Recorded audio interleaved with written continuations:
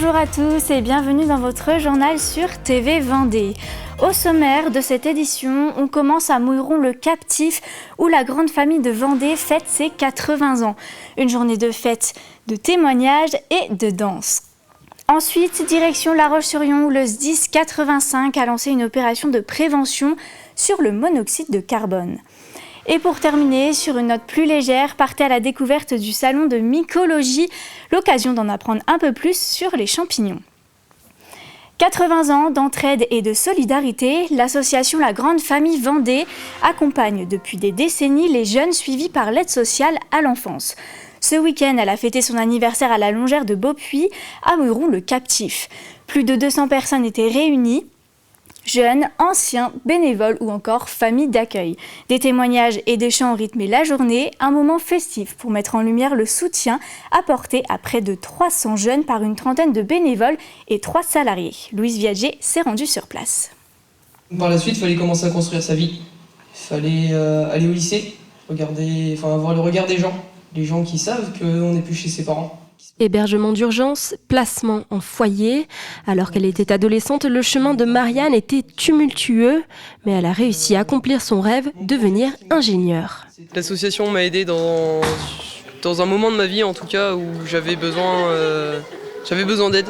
J'avais quasiment plus de logement, j'allais finir à la rue et tant un soutien en tout cas matériel, un soutien financier, mais surtout un soutien moral. J'ai rencontré Rennes, j'ai rencontré en tout cas des bénévoles et qui m'ont aidé en tout cas à aller de l'avant. D'avoir mon permis, de faire des dossiers en tout cas envers la préfecture, pour avoir en tout cas un prêt. 40 bénévoles œuvrent au quotidien pour faire vivre l'association La Grande Famille de Vendée, à commencer par l'organisation de cette journée d'anniversaire. Voilà, c'est aussi laisser une trace, laisser expliquer ce qui s'est passé, qu'est-ce qui a été vécu, comment on a pu rebondir aussi. On a abordé aujourd'hui le thème de la résilience. L'association départementale d'entraide des personnes accueillies en protection de l'enfance a été créée après la Seconde Guerre mondiale. Elle représente et aide les pupilles et anciennes pupilles de l'État, mais aussi les jeunes placés.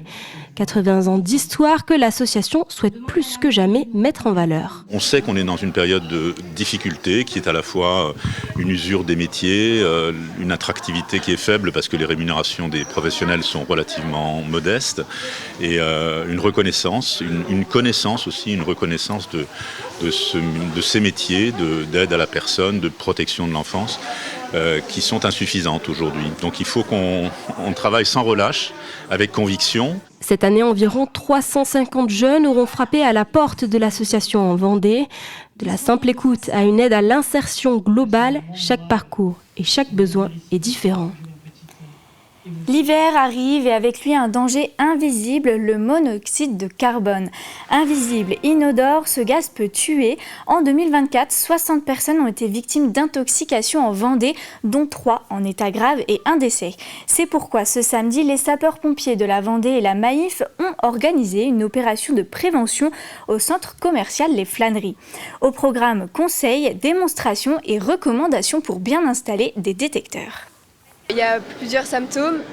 On peut avoir la tête qui tourne, des vomissements, on peut s'évanouir et le plus grave c'est d'en mourir. Et le monoxyde de carbone, c'est un gaz très dangereux parce qu'il est mortel et il est d'autant plus dangereux qu'il est inodore et incolore et donc il est très difficile à détecter sans appareil de détection spécifique.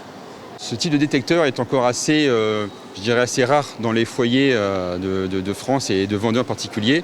On a tendance à le confondre avec le détecteur de fumée, le DAF, qui est obligatoire maintenant dans les logements. Celui-ci ne l'est pas, pour autant il a toute son utilité également. Donc on le trouve dans tous les magasins de bricolage ou sur Internet bien évidemment. Son coût est de quelques dizaines d'euros selon les modèles.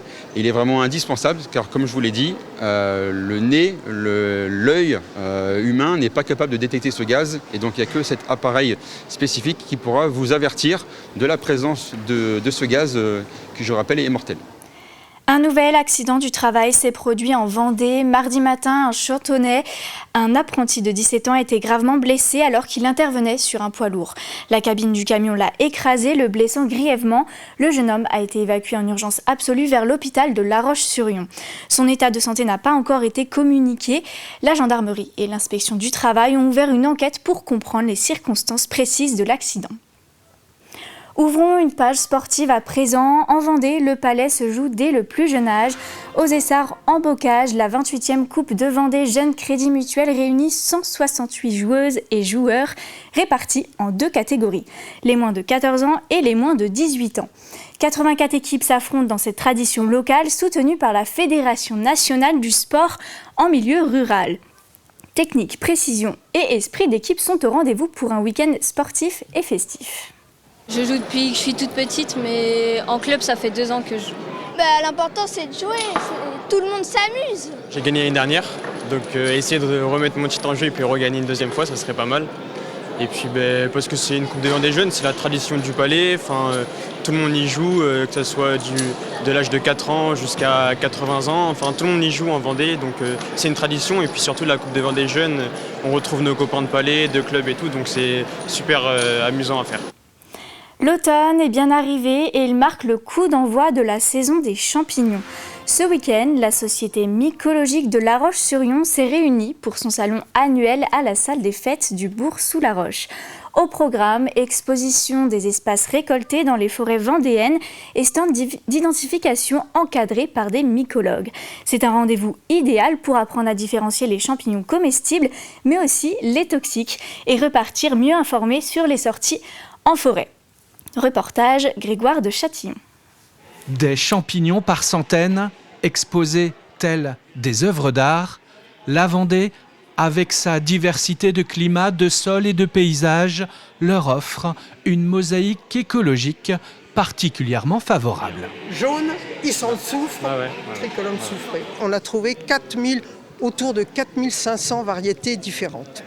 Seulement, il y en a beaucoup qui sont très proches les unes des autres, donc disons, on peut réduire quand même, mais il y a au moins 3500 à 4000 variétés, donc c'est quand même pas mal.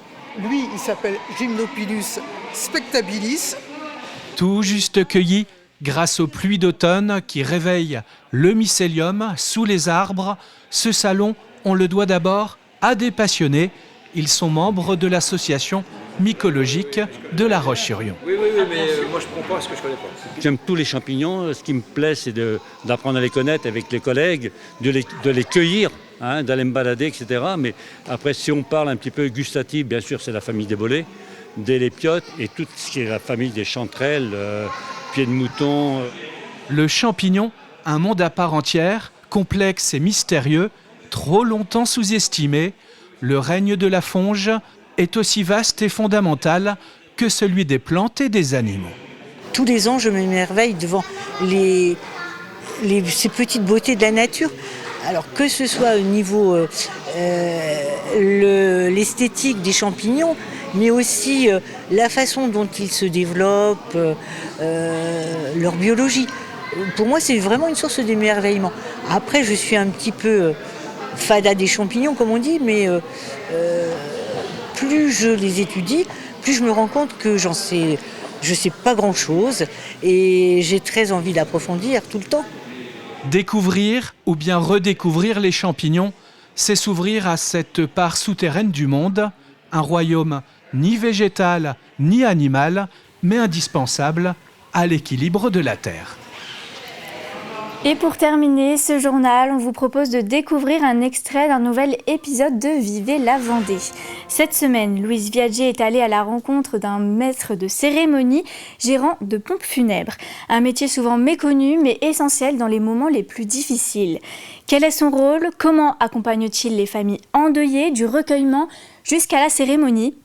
À travers son témoignage, il lève le voile sur un quotidien empreint d'écoute, de respect et d'humanité. Voici un extrait. Quel est le rôle d'une pompe funèbre, si on reprend vraiment les bases ? Le rôle d'un pompe funèbre, dans les étapes, c'est déjà effectivement de recevoir une famille endeuillée, la conseiller en fonction de, surtout ce qui est le plus important déjà, les volontés du défunt.